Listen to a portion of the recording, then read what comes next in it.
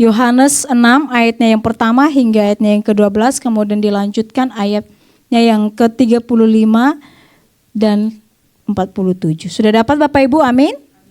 Baik, mari kita baca silih berganti, saya akan memulainya. Yesus memberi makan 5.000 orang. Sesudah itu Yesus berangkat ke seberang danau Galilea, yaitu danau Tiberias. Silakan Bapak Ibu.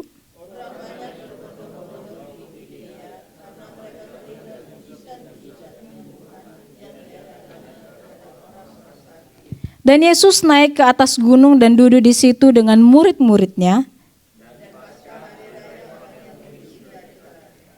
Ketika Yesus memandang sekelilingnya dan melihat bahwa orang banyak berbondong-bondong datang kepadanya, berkatalah ia kepada Filipus, "Di manakah kita akan membeli roti supaya mereka ini dapat makan?"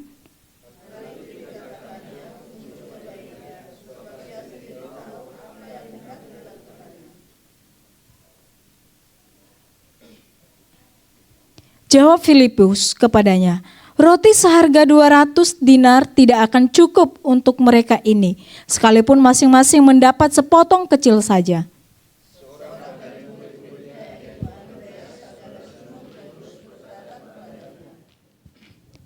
Di sini ada seorang anak yang mempunyai 5 roti jelai dan 2 ikan. Tetapi apakah artinya itu untuk orang sebanyak ini?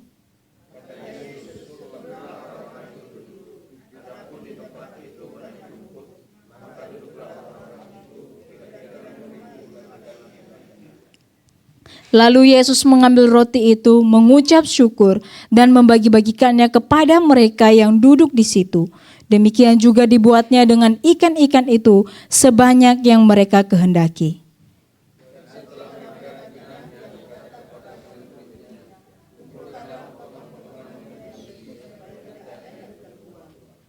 Di ayatnya yang 35 saya akan membacanya bagi kita. Kata Yesus kepada mereka, "Akulah roti hidup. Barang siapa datang kepadaku, ia tidak akan lapar lagi, dan barang siapa percaya kepadaku, ia tidak akan haus lagi." Kemudian di ayat 47 dikatakan, "Aku berkata kepadamu, sesungguhnya barang siapa percaya, ia mempunyai hidup yang kekal." Demikian kebenaran firman Tuhan. Bapak Ibu, tema kita pada pagi hari ini yaitu tentang Great Commission dan Great Commandment. Apa sih artinya ini? Kalau kita lihat mungkin agak asing ya, karena ini bahasa asing. Tapi di dalam bahasa Indonesia ini artinya adalah amanat agung dan perintah agung.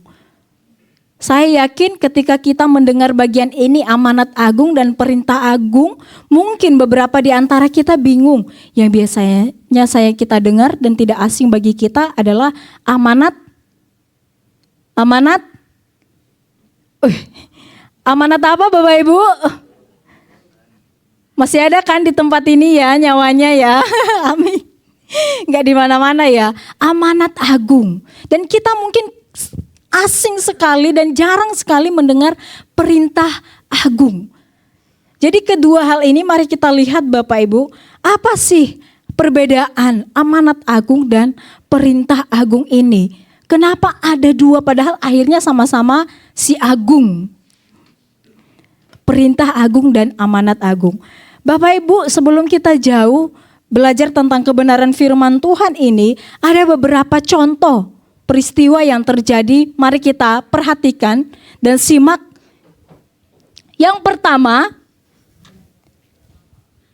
seorang penginjil, nanti Bapak Ibu bisa melihat dari peristiwa ini apa itu commission dan komitmen ini. Yang pertamanya itu seorang penginjil di jalan sedang membagikan traktat Injil dan memaksa orang-orang untuk bertobat. Tetapi pada saat ada orang yang membutuhkan pertolongan, ia menolak menolong mereka karena merasa tugasnya hanya memberitakan atau menyampaikan tentang Injil. Ini bagian yang pertama, contoh yang pertama. Kemudian ada peristiwa yang kedua juga Bapak Ibu, yaitu beberapa jemaat membagi-bagikan sembako di pinggir jalan. Biasanya ini dilakukan oleh gereja-gereja. Beberapa jemaat membagikan sembako di pinggir jalan, tapi tidak menyampaikan kabar keselamatan bagi orang-orang tersebut. Sudah bisa lihat perbedaannya ya Bapak Ibu ya? Udah bisa ya? Dan kemudian yang terakhir, yaitu yang ketiga, peristiwa yang ketiga, yaitu sebuah gereja mengadakan bakti sosial bagi sembako, membersihkan rumah janda tua, dan mendoakan mereka, serta menyampaikan kabar keselamatan. Kira-kira di antara ketiga peristiwa ini, apa perbedaannya? Ada yang mau jawab? Kira-kira apa perbedaan di antara peristiwa yang sudah saya bacakan ini? Ada? Ada atau tidak? Ada. Kalau ada, apa perbedaannya? Perbedaannya itu yang nomor 2 ya. Gak bisa baca mungkin dia bisa memberi tetapi tidak menyampaikan tentang keselamatan. Tapi yang nomor 3 itu dia memberi dan memberitakan keselamatan. Ya, terima kasih Ibu Karin. Betul sekali Bapak Ibu. Kalau kita lihat di dalam peristiwa yang pertama, dia membagikan kasih. Dia membagikan kasih itu tetapi tidak membagikan Injil. Dia membagikan kasih, membantu orang, memberikan sembako tetapi tidak menyampaikan kabar keselamatan. Ini cuman perintah agung. Ini Great Commitment. Dan ini yang bagian yang pertama ya. Tapi bagian yang kedua, dia menyampaikan Injil itu, tetapi ketika orang sedang kesusahan, dia tidak menolong sama sekali. Ada amanat agungnya, tetapi tidak ada perintah agungnya. Kemudian yang terakhir, yaitu ia menolong, menyatakan kasih itu, tetapi kasih itu juga diwujudkan, dinyatakan melalui ketika ia membawa orang tersebut untuk mengenal Kristus di dalam kehidupannya. Ia menyatakan perintah agung itu, dan kemudian juga ia menyatakan amanat agung itu, yaitu tentang keselamatan itu di dalam kehidupan orang tersebut. Dari sini kita melihat apa perbedaannya Bapak Ibu. Kita melihat bahwa kedua-duanya, perintah agung dan amanat agung adalah sesuatu yang harus sejalan. Tidak bisa dilakukan hanya salah satu saja. Apa sih artinya itu? Bapak Ibu, kalau kita melihat, saya ingin menyimpulkannya supaya kita tidak bingung dalam bagian ini. Ketika kita berbicara tentang perintah agung, ingat saja di dalam Matius 22. Ingat hukum kasih Bapak Ibu? Masih ingat hukum kasih apa yang pertama? Apa Bapak Ibu? Aku gak dengar Bapak Ibu, serius. Kasihilah Tuhan Allahmu, dan kemudian kasihilah sesamamu, puji Tuhan. Sebenarnya semua sudah tahu, itu yang disebut dengan perintah agung Bapak Ibu. Perintah agung adalah mengajarkan kita untuk mengasihi Tuhan. Mengajarkan kita untuk mengasihi sesama dengan tulus di dalam kehidupan kita. Kemudian ketika kita sudah sungguh-sungguh mengasihi Tuhan dan kemudian juga mengasihi sesama, maka kasih itu harus dinyatakan di dalam kehidupan kita. Harus diwujudkan di dalam kehidupan kita sebagai orang percaya, yaitu Great Commission tadi. Great Commission mengingatkan kita amanat agung, yaitu di dalam Matius 28. Kalau kita lihat di dalam Matius 28 ayat 19 sampai 20, saya yakin bahwa kita semua mengingat bagian ini, yaitu mengutus kita untuk membagikan kasih itu dengan memberitakan tentang Yesus dan menuntun mereka untuk menjadi murid-muridnya. Inilah Great Commission dan juga Great Commitment Bapak Ibu. Kalau kita lihat, ini mungkin tidak bisa kita lakukan hanya salah satunya. Kalau kita pikir saya cuma bisa melakukan ini, Saya cuma bisa melakukan salah satunya. Tetapi pada pagi hari ini kita diingatkan untuk melakukan dua-duanya. Karena ini bukan hal yang bisa dipisah, tetapi saling melengkapi satu sama lain. Bagaimana kita bisa menyatakan kasih itu jika kita belum mengalami kasih di dalam kehidupan kita? Bapak Ibu melihat keduanya ini saling melengkapi dan tidak dapat dipisahkan. Karena berjalan beriringan. Tidak ada hal yang lebih besar dan tidak ada hal yang lebih kecil di antara keduanya. Tetapi sama-sama membutuhkan dan tidak dapat dipisahkan. Jadi di dalam bagian sini perintah agung adalah alasan kita atau motivasi kita, dan kemudian amanat agung adalah tindakan dari panggilan itu.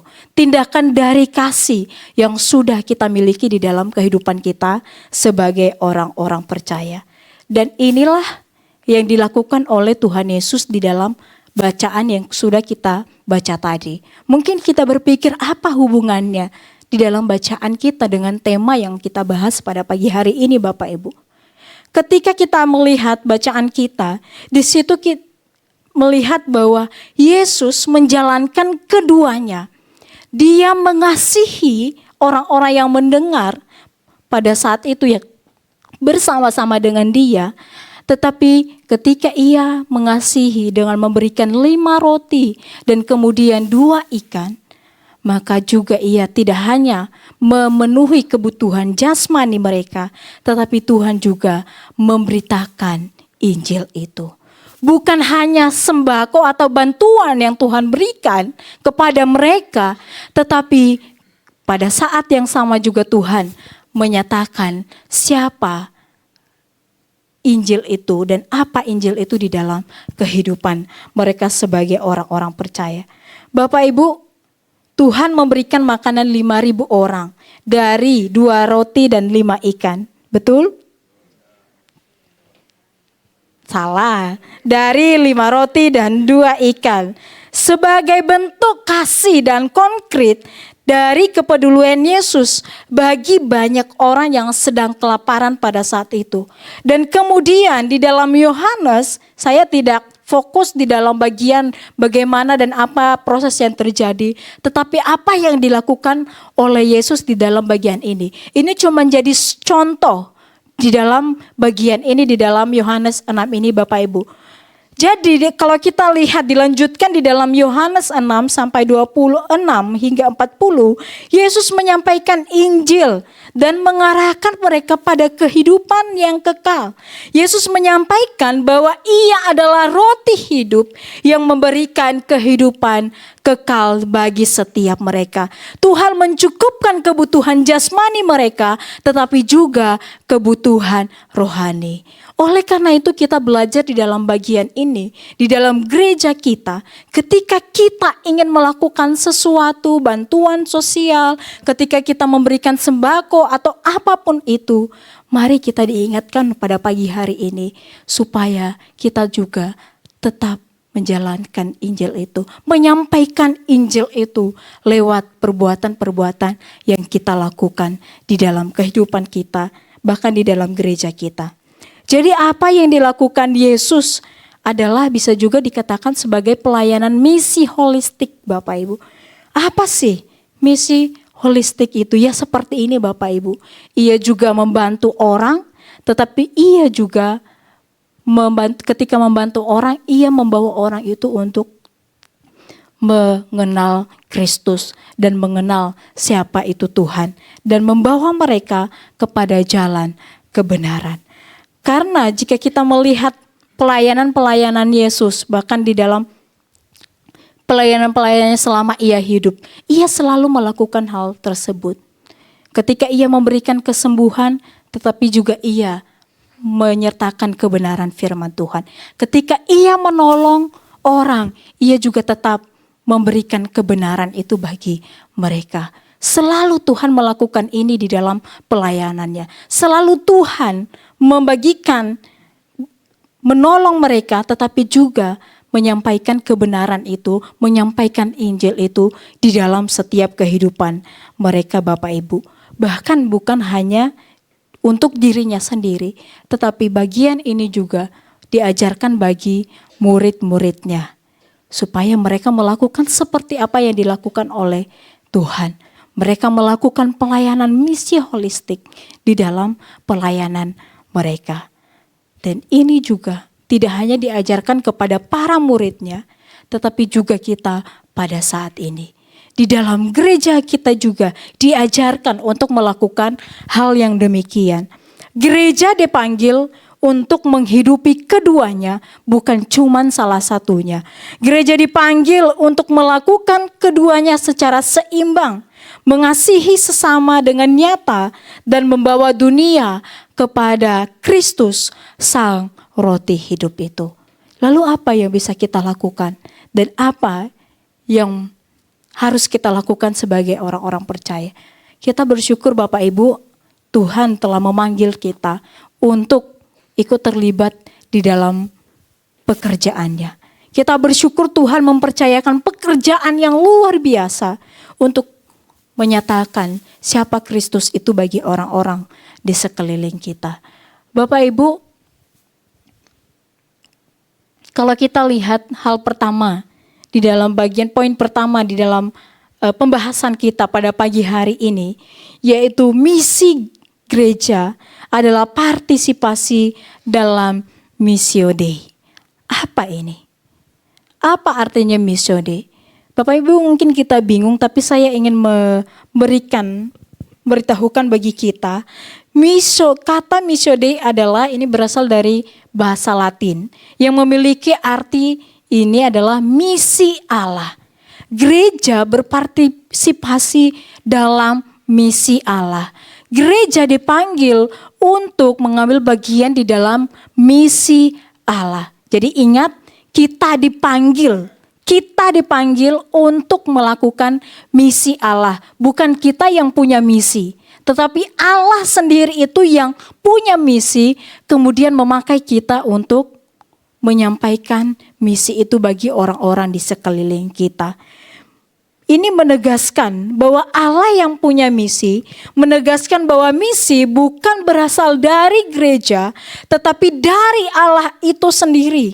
Gereja hanyalah alat dan partner Allah untuk melaksanakan misinya di dunia ini.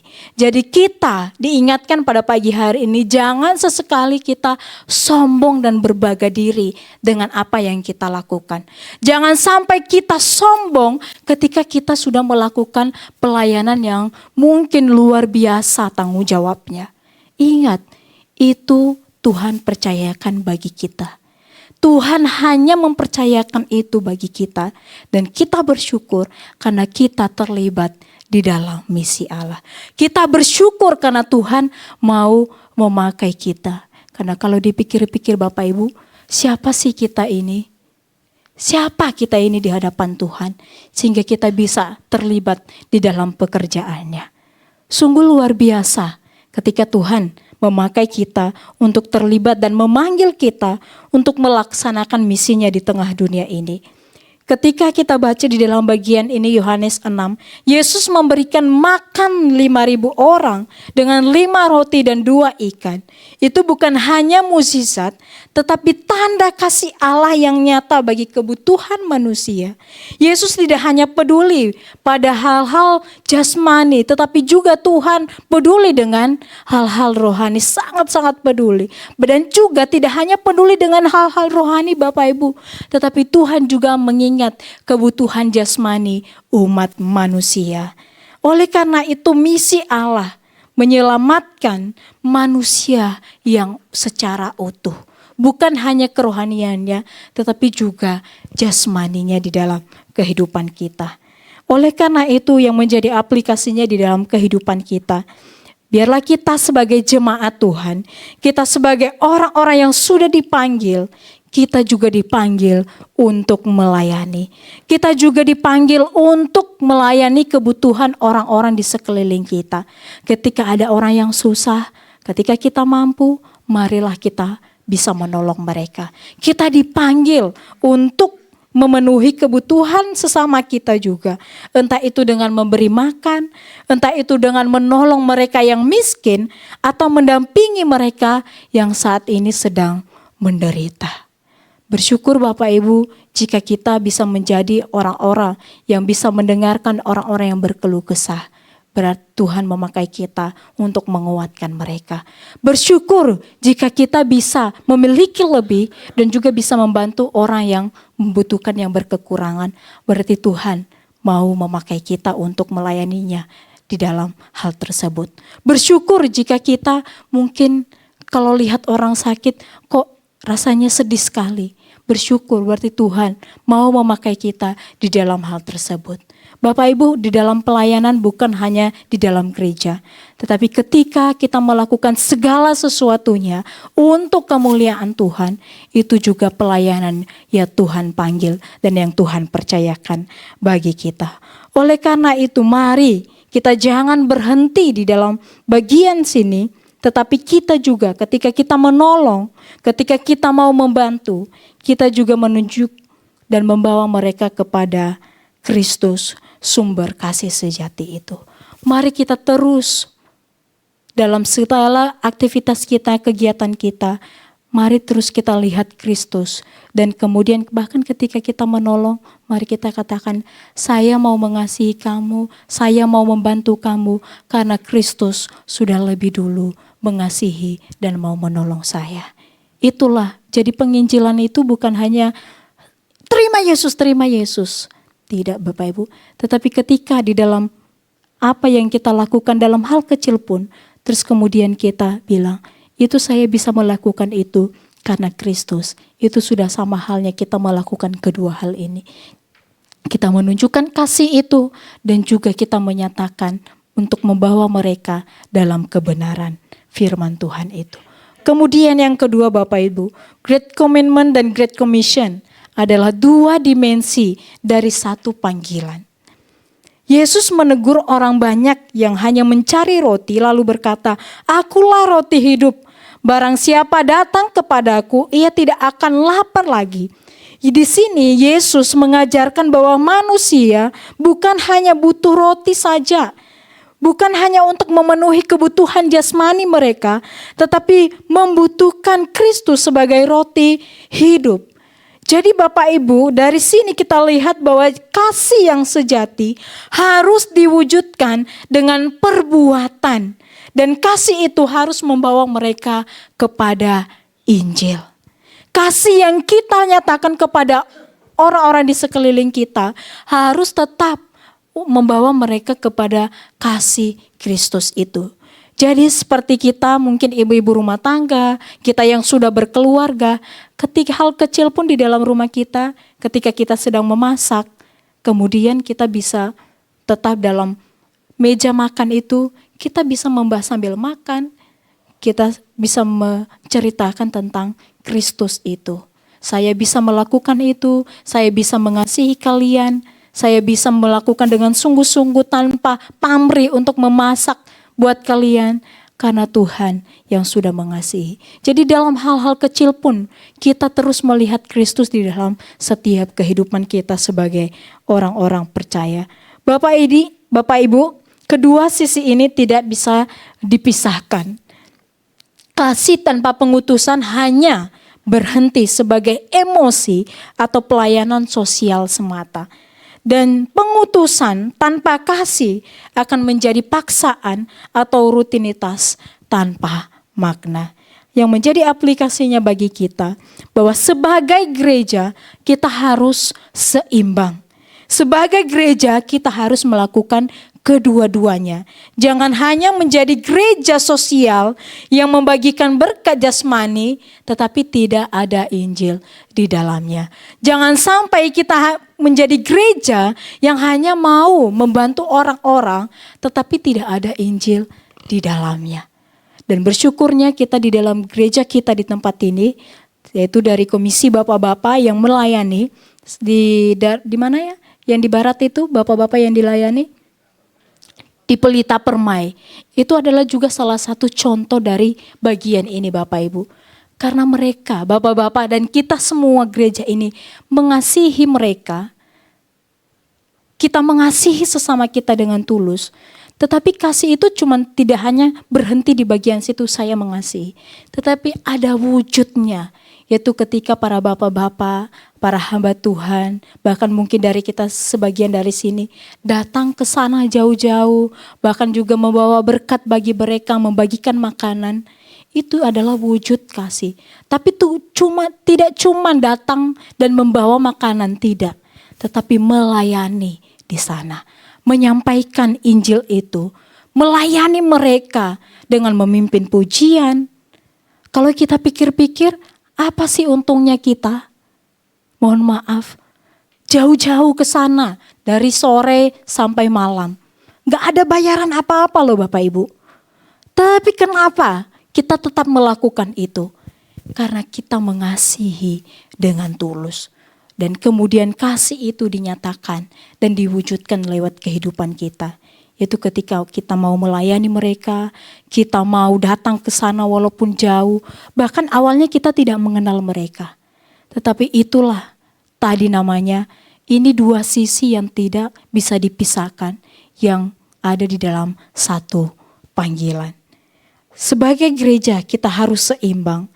Jangan sampai kita hanya menjadi gereja sosial membagikan berkat jasmani tanpa Injil. Tapi juga jangan hanya memberitakan Injil tanpa peduli pada penderitaan orang-orang di sekeliling kita. Tetapi kiranya kasih dan Injil harus berjalan beriringan, harus berjalan bersama. Kasih dan pengutusan menjadi satu panggilan misi gereja untuk menghadirkan kasih Allah dan membawa mereka kepada keselamatan di dalam Kristus. Puji syukur jika kita bisa melakukan hal ini, dan inilah seharusnya kita lakukan sebagai umat percaya. Jika kita belum melakukan ini, mari kita koreksi di dalam program-program kita selama ini. Mari kita lihat apa yang selama ini kita lakukan di dalam setiap kegiatan-kegiatan gereja kita. Apakah kegiatan gereja kita cuma program-program untuk memenuhi kegiatan 1 tahun? Atau di dalam program-program itu kita melihat bahwa ada makna dan Injil tersampaikan di dalam kehidupan jemaat. Dan kemudian yang terakhir Bapak Ibu, yaitu gereja adalah sakramen kasih Allah bagi dunia. Gereja sebagai sakramen kasih Allah bagi dunia berarti bahwa gereja hadir di tengah-tengah dunia sebagai tanda nyata dan sarana kasih Allah yang menyelamatkan bagi dunia ini. Gereja bukan menjadi tujuan akhir Bapak Ibu, tetapi menjadi alat yang menyalurkan kasih Allah agar setiap orang yang mengalami dan menerima Kristus di dalam kehidupannya. Bagaimana dunia bisa mengenal Kristus jika kita tidak hadir di dunia ini, jika kita tidak melakukan tugas kita?